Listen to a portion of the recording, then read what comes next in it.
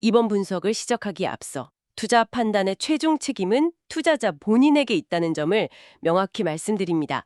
저희는 단순 참고용 정보나 분석을 제공할 뿐 특정 종목이나 섹터에 대해 매수나 매도를 절대 추천하는 것이 아닙니다. 안녕하세요. 오늘 우리가 같이 파고들 얘기는요. 암호화폐 시장, 특히 이더리움의 미래를 완전히 다른 시각에서 보게 만드는 아주 흥미로운 비유 하나예요. 펀드 스트레스의 톰 리가 제시한 이더리움의 1971년 순간이라는 개념인데, 저는 이거 처음 듣고 정말 무릎을 탁 쳤어요. 안녕하세요. 그렇죠. 이게 그냥 단순하게 가격이 얼마까지 갈 거다 이런 예측을 넘어서는 거잖아요. 금융 시스템의 판 자체가 그 근본적인 패러다임이 어떻게 바뀔 수 있는지에 대한 거대한 담론이라서 더 흥미로운 것 같아요. 맞아요. 뭔가 역사의 한 장면을 통해서 미래를 엿보는 그런 느낌이랄까요? 네, 바로 그거죠. 특히 그 1971년이라는 숫자요. 사실 그냥 들으면 그냥 먼 과거의 숫자처럼 느껴지잖아요. 그렇죠. 그런데 이 숫자가 현대 금융의 DNA를 바꾼 아주 결정적인 해였다는 걸 알게 되니까 이게 2025년의 이더리움이랑 도대체 어떻게 연결이 되는 건지 너무 궁금해지더라고요. 네, 모든 퍼즐의 시작은 바로 그 지점이에요. 이 비유를 제대로 이해하려면 우리 모두 잠시 시간 여행을 떠나야 해요. 1971년 8월 15일. 그날로 한번 돌아가 보죠. 1971년 8월 15일. 네. 닉슨 대통령이 TV 앞에 섰을 때 전 세계 금융인들은 과연 어떤 표정으로 그 화면을 지켜보고 있었을까요? 와, 상상만 해도 뭔가 긴장되는데요. 그날 대체 무슨 일이 있었던 건가요? 금융 시스템을 영원히 완전히 바꿔놨다고 하니 정말 보통 일은 아니었을 것 같아요. 보통 일이 아니었죠. 정말 금융 역사상 가장 중요한 날 중 하나로 꼽히니까요. 그날 당시 미국 대통령이었던 리처드 닉슨이 TV 연설로 정말 중대한 발표를 했어요. 네. 바로 더 이상 미국 달러를 금으로 바꿔주지 않겠습니다라는 선언이었어요. 네. 달러를 금으로 안 바꿔준다. 네, 금융사에서는 이걸 닉슨 쇼크라고 불러요. 말 그대로 충격이었던 거죠. 한순간에 수십 년간 유지되던 세계 금융의 규칙이 그냥 바뀌어버린 거예요. 지금이야 사실 달러를 금으로 바꿔준다는 생각 자체를 안 하니까 당연한 얘기 같은데 당시에는 그게 엄청난 충격이었나 봐요. 원래는 당연히 바꿔줬다는 거잖아요. 그럼요. 2차 세계대전이 끝나고 수십 년 동안 세계 경제는 브레튼 우주 체제라는 하나의 큰 약속 아래서 움직였어요. 브레튼 우주 체제요? 네, 그 약속의 핵심이 뭐였냐면 미국 달러 35달러는 금 1온스의 가치를 갖는다 이거였어요. 그리고 다른 나라들의 통화는 다시 그 달러의 가치가 고정됐죠. 아, 이게 바로 우리가 교과서에서 배웠던 근본위제예요. 아하. 그러니까 당시 달러는 사실상 금 보증 수표 같은 거였네요. 내 지갑에 있는 이 종이돈이 그냥 종이가 아니라 언제든 금으로 바꿀 수 있다는 믿음이 있었던 거고요. 네, 맞아요. 완벽한 비유예요. 그 믿음이 전 세계 기축통화로서 달러의 지위를 아주 단단하게 받쳐주고 있었죠. 그런데 닉슨이 갑자기 나타나서 이제 그 보증 못 해줘라고 선언해버린 거네요. 아니 근데 왜요? 왜 그렇게 갑작스러운 결정을 내렸을까요? 뭔가 이유가 있었을 거 아니에요? 사실 갑작스럽다기보다는 이미 골물대로 골문 상처가 터진 것에 가까웠어요. 가장 큰 이유는 미국이 돈을 너무 많이 찍어냈기 때문이에요. 돈을 너무 많이요? 네. 당시에 베트남 전쟁 때문에 엄청난 돈이 필요했죠. 또 국내에서는 복지 지출도 계속 늘려야 했고요. 이러다 보니까 재정 적자가 눈덩이처럼 불어났어요. 아, 나라에 돈 쓸 곳은 많은데 금은 한정되어 있고. 그렇죠. 시중에 달러가 너무 많이 풀리니까 프랑스 같은 다른 나라들이 슬슬 의심하기 시작한 거예요. 저기 미국이 저렇게 많이 찍어낸 달러를 정말 다 금으로 바꿔줄 능력이 있나? 하면서요. 불안해지기 시작했군요. 네. 그래서 실제로 달러를 들고 와서 금으로 바꿔달라고 계속 요구를 했고요. 이러다간 미국의 금고가 정말 바닥날 위기에 처하자 닉슨이 그냥 그 연결고리를 끊어버리는 초강수를 둔 거예요. 와, 결국 벼랑 끝에 몰려서 내린 결정이었군요.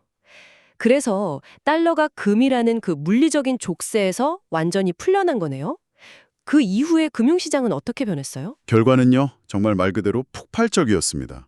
달러의 역할, 그 본질 자체가 근본적으로 바뀌어버린 거죠. 역할이 바뀌었다고요? 네, 이전까지 달러가 금이라는 희소자산에 묶여있는 일종의 가치 저장 수단에 가까웠다면 1971년 이후에는 정부의 신용, 즉 우리가 피아트라고 부르는 것에 기반해서 훨씬 자유롭고 유연하게 움직일 수 있게 됐어요. 가치 저장 수단에서 벗어났다는 게 구체적으로 어떤 의미일까요? 더 이상 금고에 쌓아두는 자산이 아니라 전 세계 무역과 금융을 위한 결제 레일이 된 거예요. 결제 레일이요? 네, 한번 상상해 보세요. 단단하지만 좁고 정해진 길만 갈 수 있던 금길이 갑자기 어디로든 뻗어나갈 수 있는 유연한 고속도로로 바뀐 거예요. 와, 그 비유가 확 와닿네요. 이 고속도로 위에서 월스트리트는 그야말로 상상력을 마구 발휘하기 시작했어요.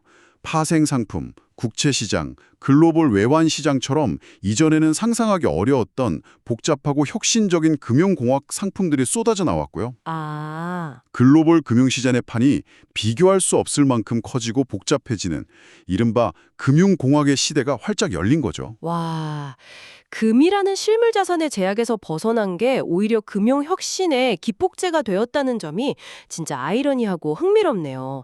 제약으로부터의 해방이 새로운 가치를 폭발적으로 만들어낸 거군요. 바로 그거예요. 그 역사적인 패턴, 제약으로부터의 해방이 가져온 폭발적인 가치 창출. 이게 오늘 이야기의 가장 중요한 핵심입니다. 자, 그럼 이제 드디어 현재로 돌아와 보죠. 정말 흥미진진해지는데요.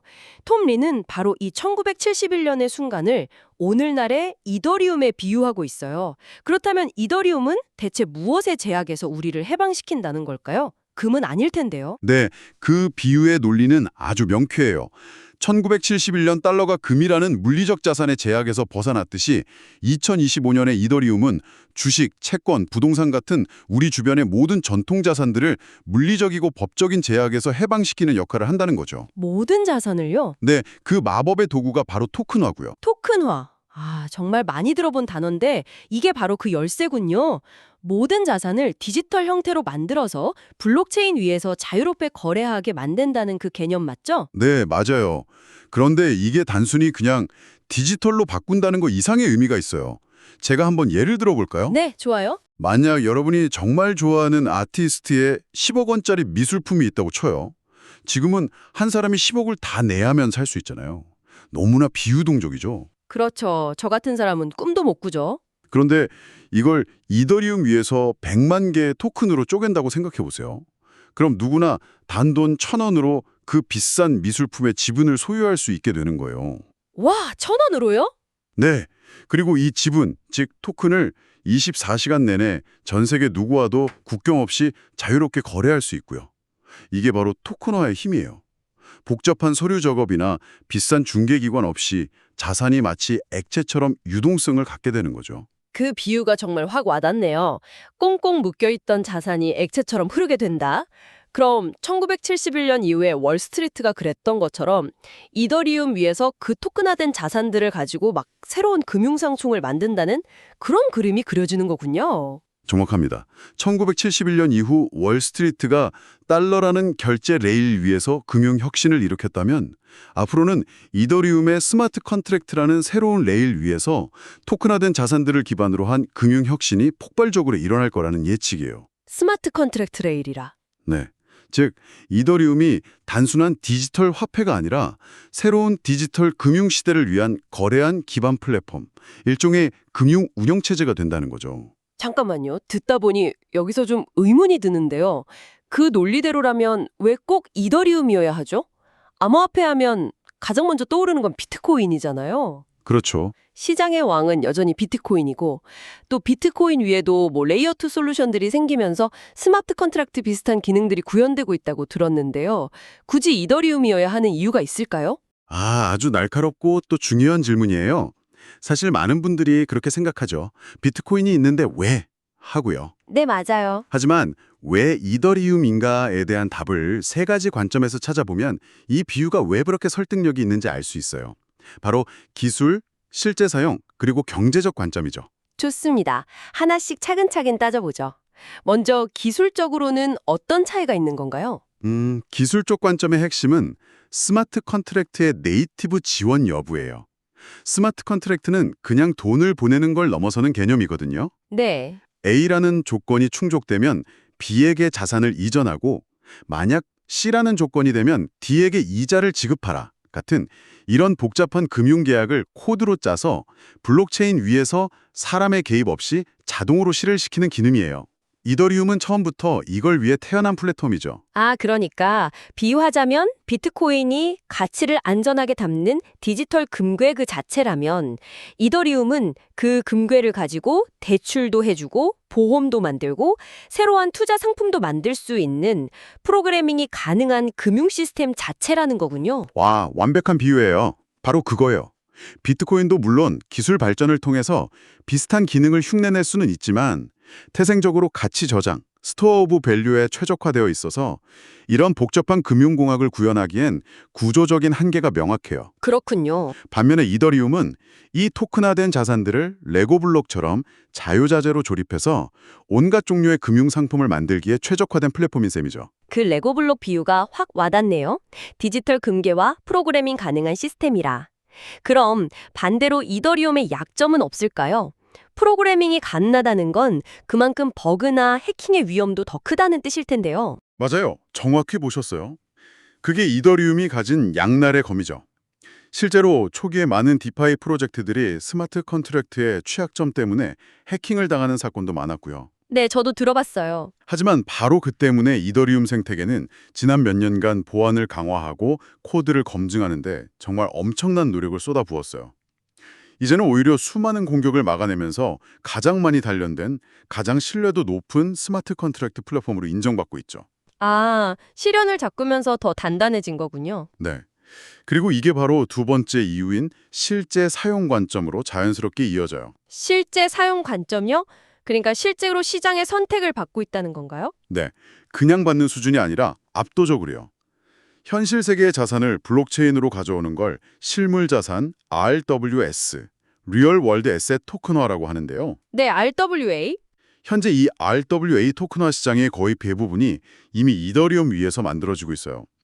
가장 상징적인 사건이 바로 세계 최대 자산 운용사인 블랙록이 출시한 토큰화 펀드 BUIDL이에요. 아, 그 블랙록이요? 네, 그들도 수많은 블록체인 중에서 결국 이더리움을 선택했죠. 블랙록 같은 거대 금융기관이 이더리움을 선택했다는 건 와, 이건 그냥 상징적인 의미를 넘어서는 것 같아요. 그들이 움직인다는 건 이게 더 이상 일부 기술자들의 실험이 아니라는 강력한 신호 아닐까요? 정확해요. 바로 그 점이에요. 블랙록처럼 수천조 원의 큰 돈을 움직여야 하는 기관들은 장난으로 뭘 선택하지 않아요. 가장 검증되고 개발자 커뮤니티가 활발하고 네트워크 효과가 가장 큰 플랫폼을 선택할 수밖에 없죠. 그렇죠. 안정성이 최우선일 테니까요. 네. 그래서 블랙록의 선택은 이더리움이 이미 토큰화 시장 인프라의 사실상 표준으로 굳어지고 있다는 가장 강력한 증거라고 볼 수 있어요. 알겠습니다. 기술적으로 가장 준비가 됐고 또 시장의 거물들도 이미 이더리움을 선택하고 있다. 그럼 마지막 세 번째, 경제적 관점은 뭔가요? 혹시 이더리움의 가치가 비트코인을 넘어설 수도 있다는 그런 이야기인가요? 바로 그럴 가능성에 대한 이야기예요. 자, 한번 상상해 보세요. 토큰화가 금융의 대세가 됐어요. 전 세계의 수많은 주식, 채권, 부동산이 이더리움 네트워크 위에서 거래되고 대출되고 새로운 파생 상품으로 만들어질 거예요. 네, 상상만 해도 어마어마하네요. 이 모든 활동에는 네트워크 사용료, 즉 가스가 필요해요. 그리고 이 가스비는 반드시 이더로 지불돼야 하죠. 아, 또 네트워크의 보안을 유지하기 위한 스테이킹 수요도 함께 폭증할 거고요. 그렇군요. 네트워크가 바빠질수록 그 위에서 돌아가는 경제 규모가 커질수록 네트워크의 기본 연료인 이더리움의 수요가 늘어날 수밖에 없는 구조군요. 바로 그거예요. 비트코인과는 가치가 생성되는 기반이 좀 다르네요. 네, 완전히 다르죠. 비트코인의 가치가 주로 디지털 금이라는 희소성과 시장의 믿음에서 나온다면 이더리움의 가치는 네트워크의 실질적인 사용량, 즉 그 위에서 창출되는 경제활동의 총량에 직접적으로 연동돼요. 그래서 많은 분석가들이 ETH BTC, 즉 이더리움 비트코인 가격 비율을 아주 중요하게 보는 거고요. ETH BTC 비율이요? 네, 이 비율이 상승한다는 건 시장 참여자들이 이더리움을 더 이상 비트코인의 아류나 대체제가 아니라 디지털 금 위에 세워질 디지털 금융 시스템 그 자체로 가치를 매기기 시작했다는 신호로 해석될 수 있거든요. 와, 이야기를 쭉 듣고 보니까 이건 단순히 이더리움 가격이 얼마까지 오를 거다 이런 예측이 아니라 우리가 돈과 자산을 바라보는 방식을 완전히 바꾸는 얘기였네요. 토큰화라는 거대한 파도가 오고 있고 그 파도를 탈 가장 준비된 서프보드가 바로 이더리움이라는 거군요. 맞아요. 그래서 이 분석은 우리에게 관점의 전환을 요구해요. 첫째는 시장의 단기적인 변동성이나 이런저런 뉴스에 흔들리지 말고 토큰화라는 최소 10년 단위의 거대한 메가 트렌드에 집중하라는 것이고요. 마치 1970년대에 막 인터넷의 가능성을 보고 투자했던 초기 투자자들처럼요. 네, 비슷한 맥락이죠. 그리고 둘째는 어쩌면 그 메가 트렌드의 승자는 이미 정해졌다고 보는 시각이에요. 기술, 시장의 채택, 네트워크 효과를 모두 고려했을 때 이 새로운 금융 시스템을 운영할 플랫폼 경쟁은 사실상 이더리움의 승리로 끝났다는 거죠. 만약에 그 두 가지 전제가 모두 맞다면 이더리움의 가치는 지금 우리가 평가하는 기준과는 완전히 다른 기준으로 다시 평가해야겠네요. 그렇죠. 자료에 언급된 뭐 12,000달러나 22,000달러, 심지어 그 이상의 목표가들은 바로 이런 패러다임의 전환을 전제로 한 계산이겠군요. 그렇죠. 그 숫자들은 그냥 아무 근거 없는 희망회로가 아니라 이더리움이 미래 금융 인프라의 핵심이 되었을 때 차지하게 될 경제적 가치를 나름의 모델로 추정한 결과물이라고 봐야 해요. 1971년에 달러가 근본 위제를 벗어난 후 그 영향력이 전 세계적으로 비교할 수 없이 커졌던 것처럼 이더리움도 비슷한 경로를 겪을 수 있다는 주장인 셈이죠. 오늘 대화의 핵심은 정말 이거 하나 같아요. 이더리움을 더 이상 디지털 화폐 중 하나로 볼 게 아니라 미래 디지털 금융 시스템의 운영 체제, 오퍼레이팅 시스템으로 봐야 한다는 것. 이 비유가 모든 걸 관통하는 것 같네요. 네, 바로 그 운영체제라는 비유가 이 모든 분석의 정수예요. 우리가 쓰는 컴퓨터에 윈도우나 iOS가 없었다면 수많은 PC 프로그램과 모바일 앱이 나올 수 없었잖아요. 그렇죠. 상상할 수도 없죠. 그것처럼 이 이더리움이라는 금융 OS 위에서 앞으로는 정말 무궁무진한 금융 애플리케이션들이 탄생할 거라는 그런 거대한 비전을 담고 있으니까요. 오늘 우리는 1971년 닉슨 쇼크라는 하나의 역사적 사건을 통해서 이더리움의 미래를 들여다보는 아주 깊이 있는 시간을 가졌네요. 실물 자산의 제약에서 벗어난 새로운 디지털 금융의 시대, 그리고 그 중심에 이더리움이 있을 거라는 전망이 무척이나 생생하게 다가왔어요. 네. 단기적인 시각에서 한 발짝 벗어나서 이런 거대한 패러다임의 전환이라는 관점에서 세상을 보는 게 얼마나 중요한지 다시 한번 생각하게 되는 그런 계기가 되었으면 좋겠어요. 정말 그래요. 그럼 마지막으로 오늘 나눈 이야기를 바탕으로 듣고 계신 분들께 질문 하나를 남겨드리고 싶어요. 만약 이더리움이 정말 금융의 새로운 OS가 된다면 앞으로 10년 뒤에 그 위에서는 지금 우리가 상상조차 할 수 없는 어떤 놀라운 금융 앱들이 만들어지고 있을까요? 이 질문을 각자 마음속에 품고 미래 금융의 모습을 한번 상상해 보시는 것도 아주 재밌을 것 같습니다. 다시 한번 말씀드리지만 투자 판단의 최종 책임은 투자자 본인에게 있다는 점을 명확히 말씀드립니다. 저희는 단순 참고용 정보나 분석을 제공할 뿐 특정 종목이나 섹터에 대해 매수나 매도를 절대 추천하는 것이 아닙니다. 항상 여러분의 성공 투자를 기원합니다. 내용이 좋으셨다면 구독, 좋아요 부탁합니다.